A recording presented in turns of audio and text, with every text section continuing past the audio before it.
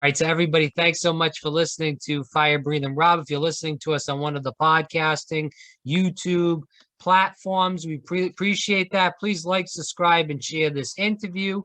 If you are listening to us on some other platform, whether it's radio or maybe you're listening to this on the TV some way, then we appreciate that also. We have Nita Wiggins coming back on. She's been on twice before this, and we're lucky to have somebody like her on because she has the insider U.S. perspective, but she also has the outsider perspective, and she's also been in the media, so we can also talk about that. Sure. Nita, thanks so much for coming on. As always, it's a delight, and I'm excited for this.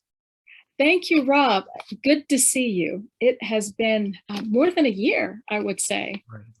It has been, unfortunately, but that's my loss. But luckily, you're back on, so it's our gain to get you back on. So, first of all, can you just talk to the viewers and tell us what you're up to? I've, been following from what you told me a lot of new things you're up to. So, give the viewers a little bit of a synopsis of what's new with you since we last spoke. Sure.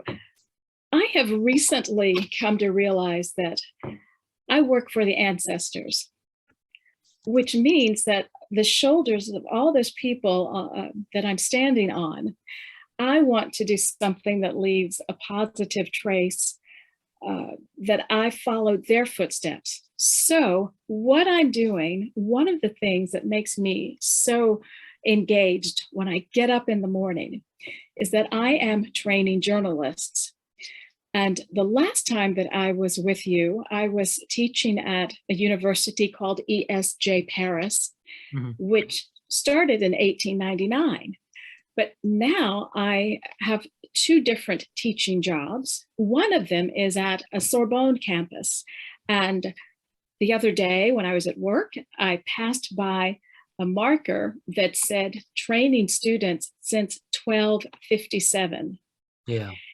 And so I have great pleasure in the fact that I have been hired to teach journalism to very serious students at the Cerze Sorbonne campus near Paris, France. The students are absolutely engaged and they recognize the importance of journalism.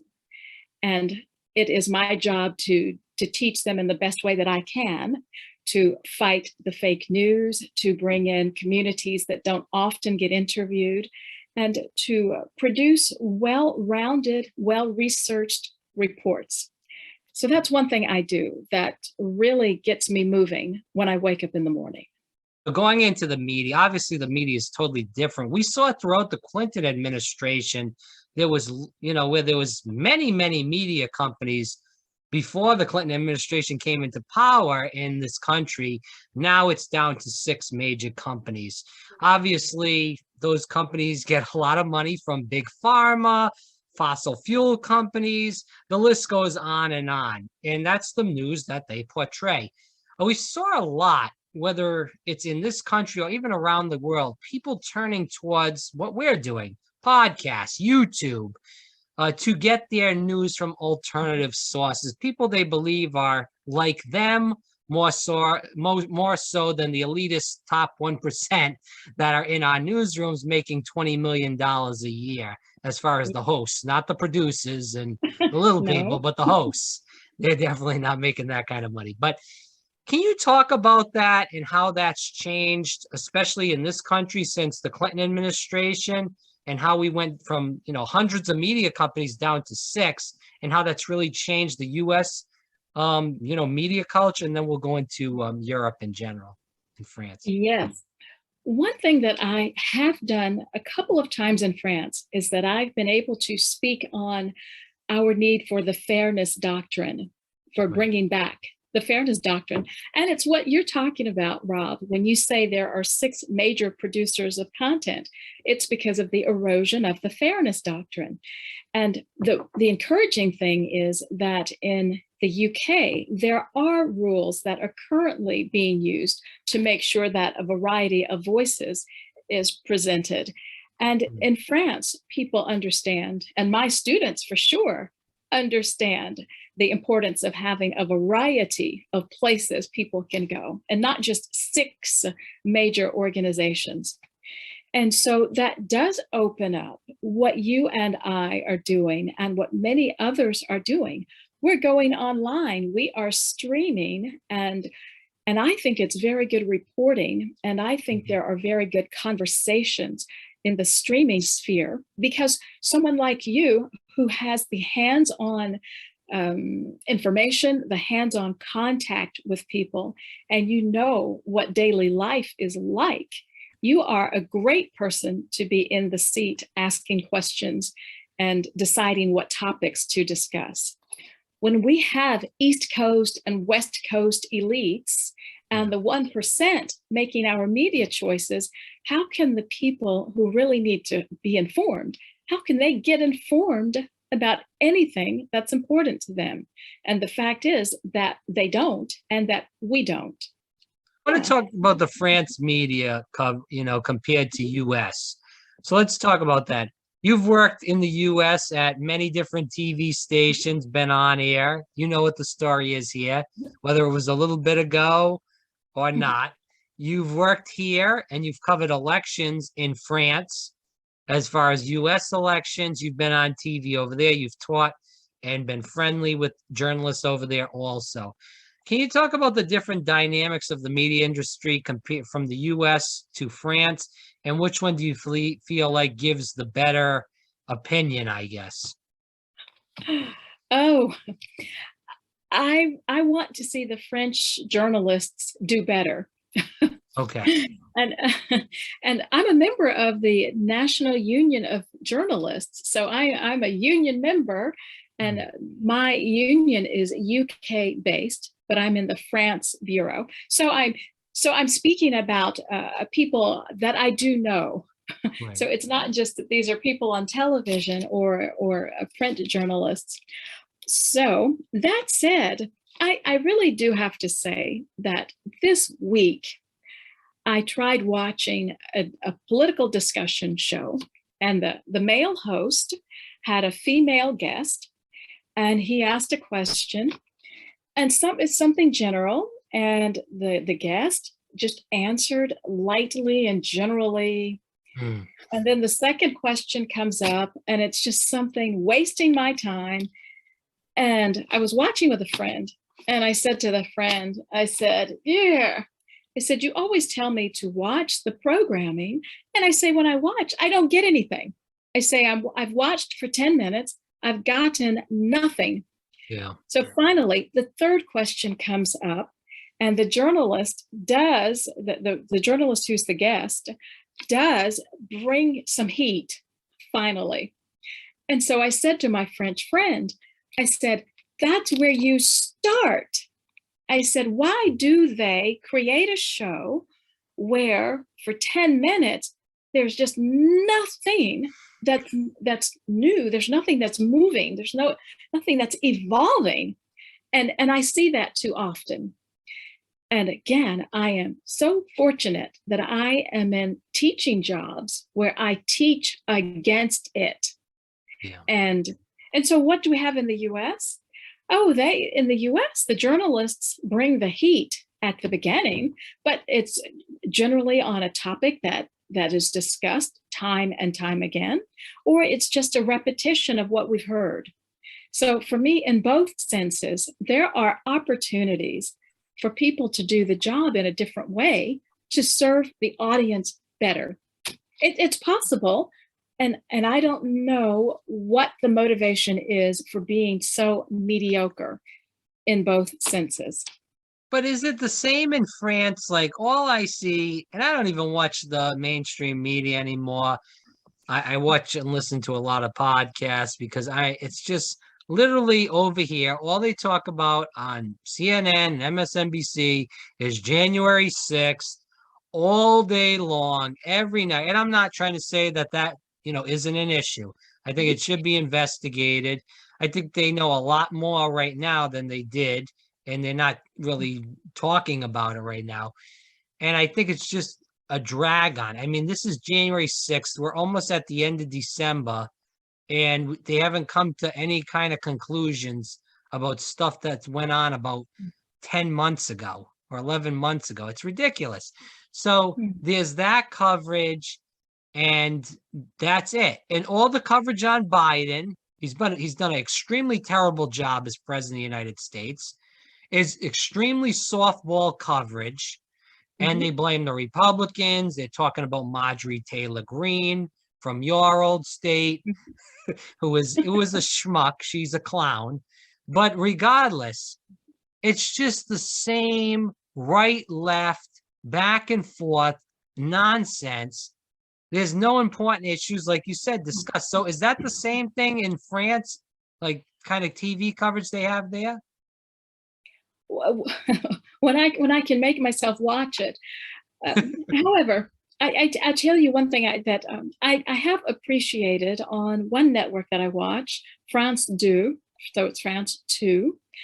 There is, I think it's on the Saturdays, there is a Saturday morning, Saturday noon show, the midday show.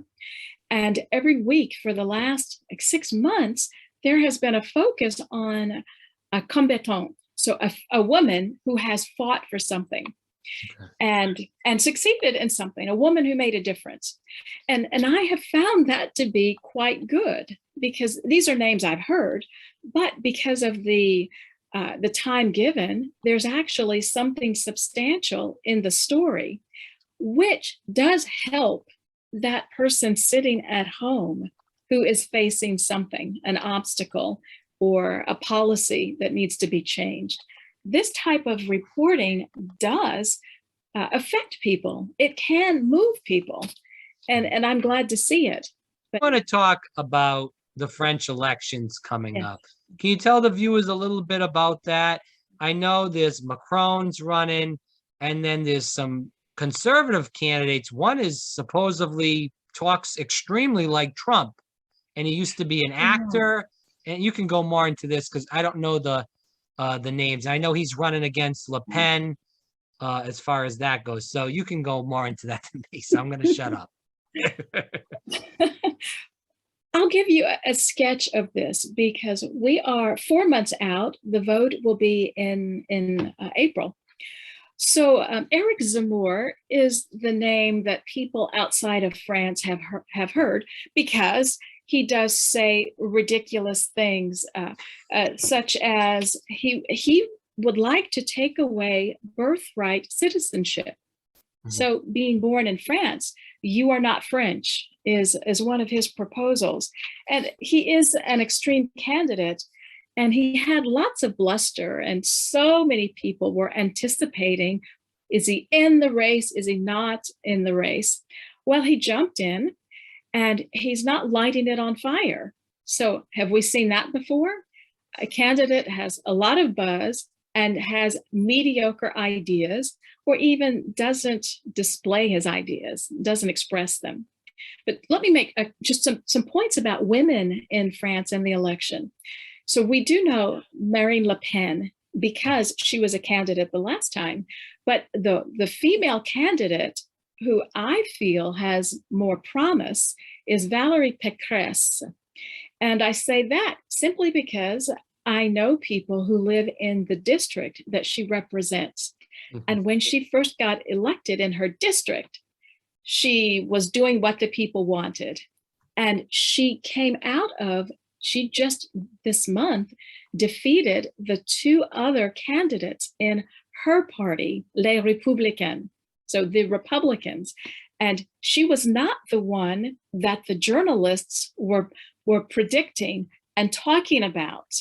See, the journalists were hot on the trail of the wrong candidate because they were talking to themselves. They weren't talking to the people. Right. And I said that Valérie Pécresse has the promise from the district. Well, she now is the nominee of the party of the Republicans. And so when I speak of women and the French election, we know that Mr. Macron and Madame Le Pen were the final 2 candidates the last time. Well, this time there could be Mr. Macron, the incumbent, against Valérie Pécresse. Because the candidacy of Eric Zemmour has not materialized in a substantial way.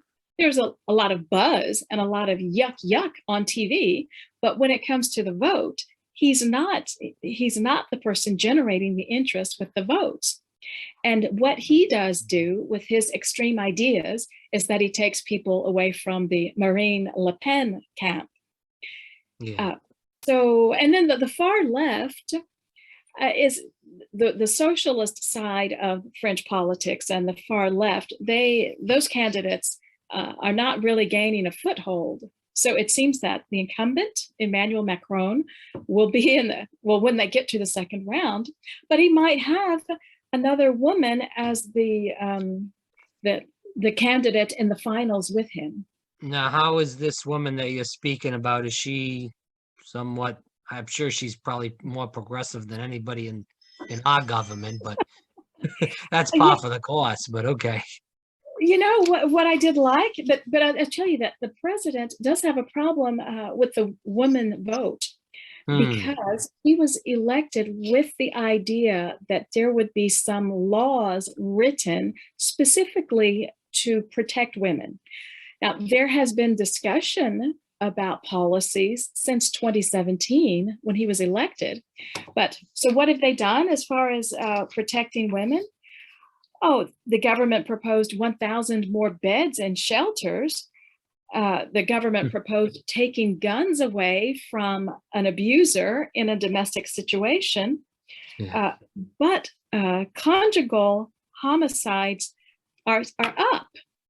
And there has been no law written. We have almost 4 years now under the Macron presidency, and there is not a new law written to protect women, which is why this is something that having a woman as the candidate in the second round against the incumbent might lead people to think there could be some laws written. And even the final thing about that, the Interior Minister, Gerald Darmanin, he has been accused of rape. And this was known even at the time that he was selected by the president for his job as the head of the ministry. And that is who is in charge of the Interior Ministry. And women's groups and other people don't like that as well. So Mr. Zemmour, it's all bluster. The voting is probably going to soon show him to not be a factor. And then he can return to writing books. You know, talk about it in a French standpoint about these lockdowns in general and how you think they maybe affected you, Nita, or they even affected your friends or, you know, anybody else that you see around in the schools, whatever it may be. First of all, when I think to the beginning of the lockdown that we had in France, that first week, I did not leave my apartment, which is about 100 square feet. I didn't leave the apartment for 6 days. Gosh. And I could have. Yeah. But what I did is I sat in this very space and I looked out of my floor to ceiling French window, double French window, and I would look out and the sky was blue because there were not chemical trails from the airplanes. And some of you might remember that the sounds of nature were coming back. Well, all of that was playing out in front of my window.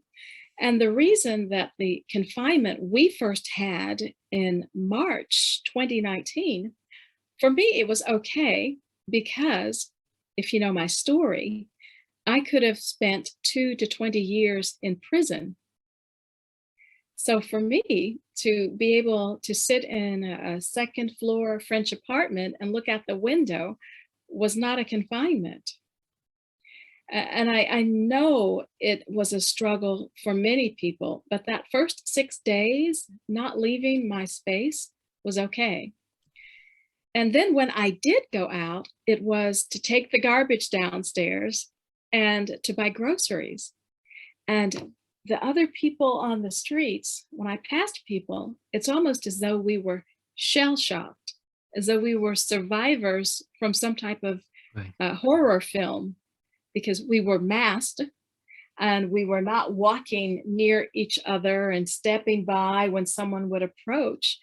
And that is what we faced under lockdown for that first month. And that went actually probably 3 months of lockdown.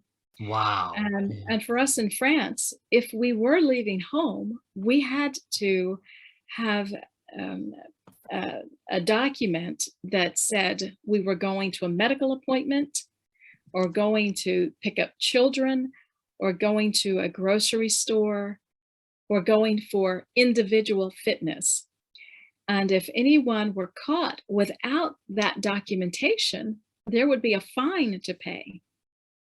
And that's how we started our lockdown.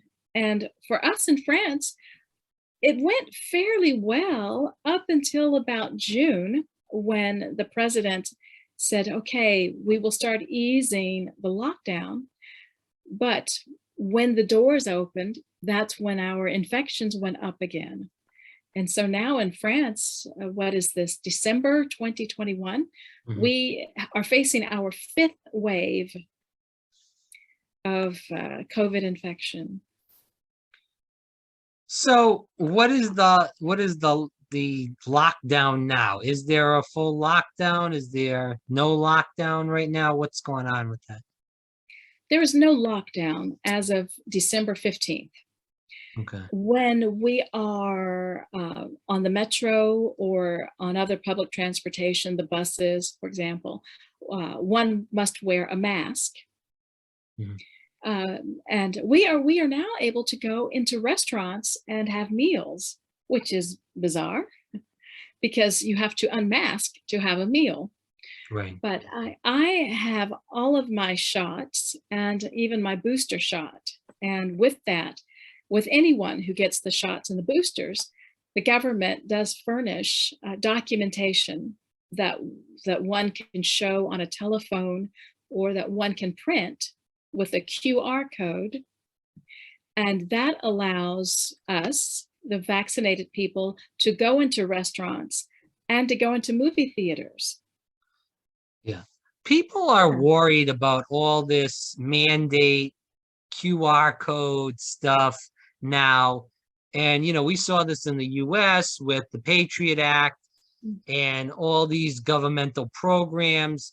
There's supposed to be some sort of license that's supposed to come out in some states that you can use. It's almost like a passport. There's people and they're called conspiracy theorists, and we can say that, but I feel like in a way there's some truth to the worry about all these new technologies of you can't go here, you can't go there. Some person said this the other day in the news, that the Democrats don't want you to use an ID to vote, but they want you to have an ID to go into a restaurant. And normally I would be the guy to stand up against that, but in a way that's funny, but it's kind of true. So, what is your opinion on all these passports and all this QR code keeping people out of restaurants, especially in a place where the US, where we do have this freedom to live, freedom this, freedom that. And it seems like a lot of those freedoms are already gone because of the Patriot Act and the security state that the US went into after 9/11, through the war in Iraq, through the war in Afghanistan. But it seems like this is even a more security state protocol. And it's just because another thing happened in our country. We had 9/11, now we have COVID. There's so much that we face in these times.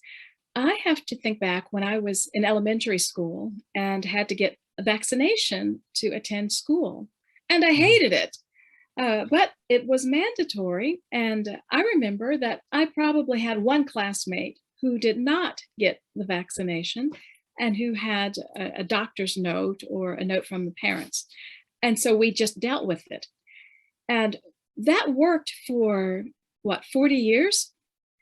And so now, from that time of starting school in the early 70s, so 50 years now, we have gotten to a point globally where there are so many diseases, or viruses or unknown dangers in our air because of, and in our water, because Agreed. of regulations that are lax, and because of governments that have allowed businesses to regulate health by not having certain standards and deregulating standards.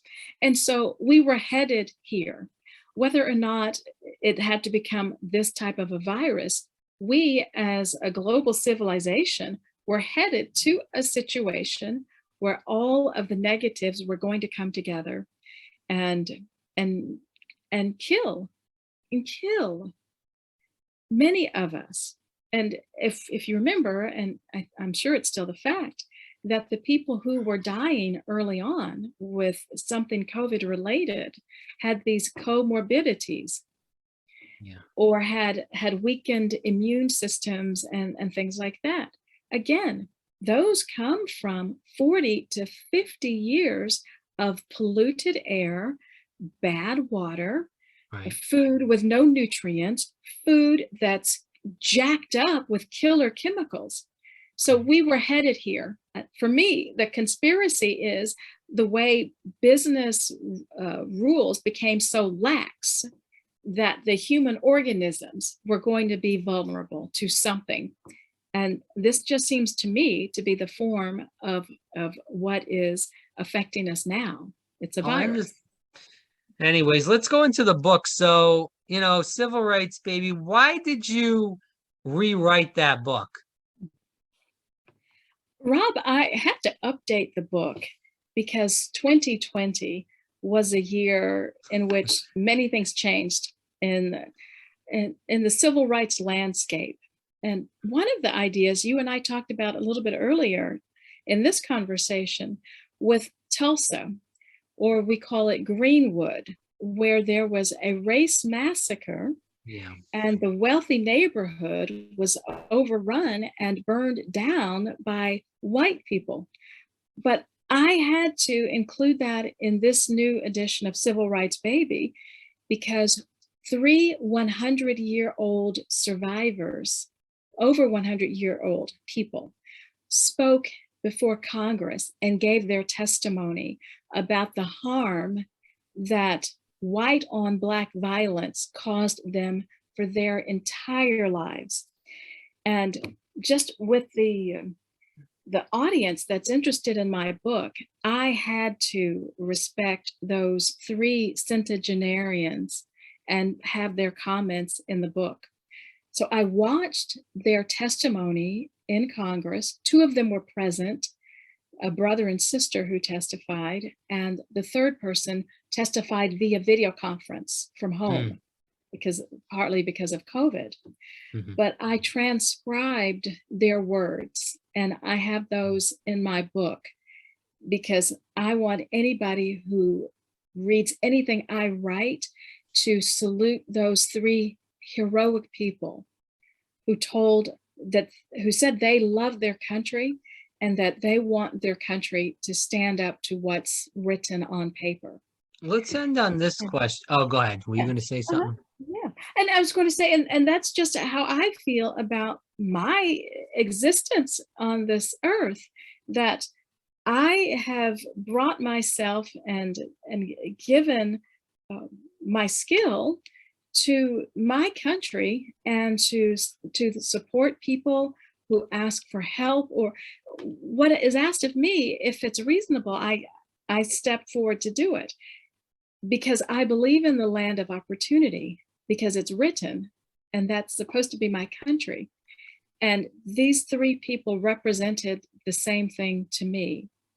And I included the conviction of Derek Michael Chauvin, the former police officer in Minneapolis, and the inauguration of Kamala Harris as the first vice president who is a woman. And those are just three of the updates in Civil Rights Baby, because those occurrences in 2020 are significant and needed to be there. Let's end with this. Where can people get the book? Okay, so you can go to nitawiggins.com, and I am not using Amazon. I Oh, am not wow. an Amazon. Uh, Good but for you you. can go online to goodreads.com, Kobo, if you are looking for the ebook. But by visiting nitawiggins.com, you can find all the links to buy the book, no matter in what country you might find yourself. Very true. NitaWiggins.com. Definitely check out the book. Nita, it's always an honor and a pleasure. And we need to do this more often. We can't take that hiatus like we did the last time. We need to do this more often. So I appreciate you always coming on. It's a pleasure. Thank you. I enjoy it, and I'm happy to be a friend of the show. So thank you so much.